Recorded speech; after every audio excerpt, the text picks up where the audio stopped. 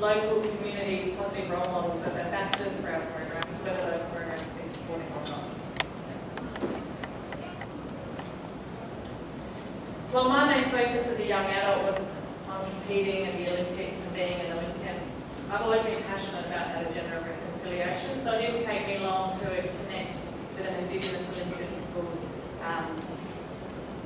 Patrick Johnson. He actually holds Australia's fastest 100-metre time for that 100-metre dash to this day.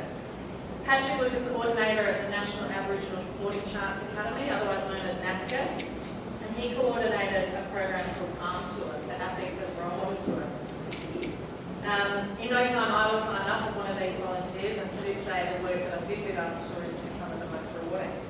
Since 1997, Arm Tour has operated across countless Aboriginal communities in the remote Northern Territory, with over 8,000 school-age students. In this time, it's built a reputation as one of the more successful programs to improve school attendance and engagement, and is highly anticipated in the 5 communities that are visited 4 times per year. It provides accredited athlete role models with the opportunity to directly engage with young people who statistically are more likely to disengage with or not perform well at school.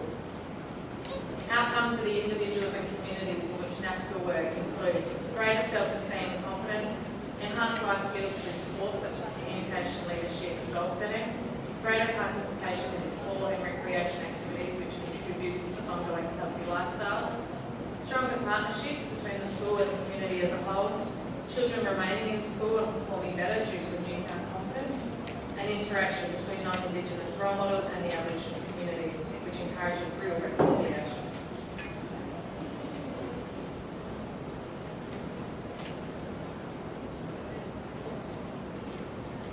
People all over the world live and breathe sports, so to not include human rights in the sport equation underestimates their importance. Besides recognising sport as a human right itself, sports are also a platform for promoting and raising awareness about all human rights concerns. Sport events, teams, administrators and athletes can use their platform to share information and educate the world on human rights. 3 United Nations international treaties, the Convention on the Rights of the Child, the Convention on the Elimination of Discrimination Against Women, and the Convention on the Rights of Persons with Disabilities, clearly articulate the right to sport, recreation, physical activity and play. These international documents make room for international, national and local sport organisations to embrace the fight for human rights. In 1996, following a close collaboration with the United Nations, the International Olympic Committee, the IOC, added a new principle to its fundamental principles of Olympism, stating,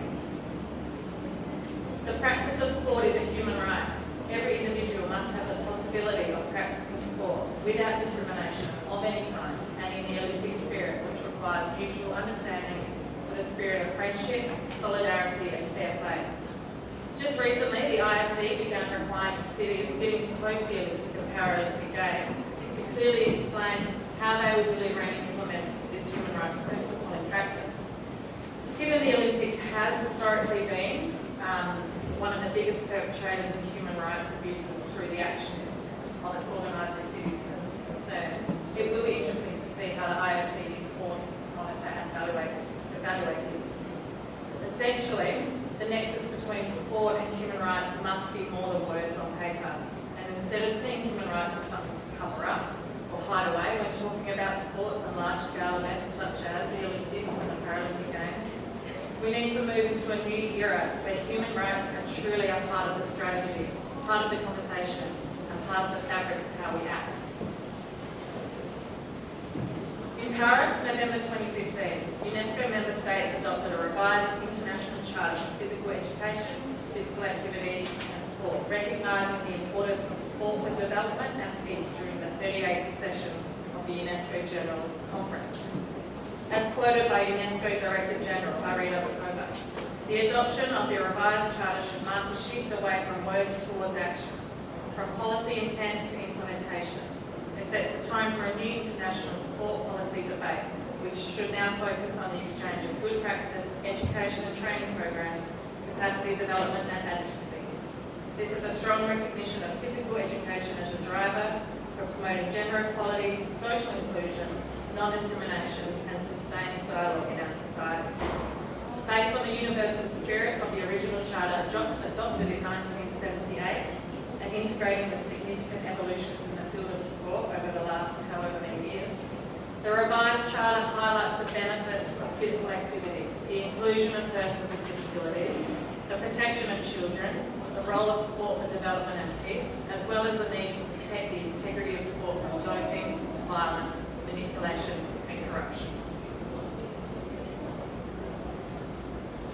In October 2007, then IOC President Dr. Jacques Rome said that sport alone cannot enforce or maintain peace, but it has a vital role to play in building a better, more peaceful world.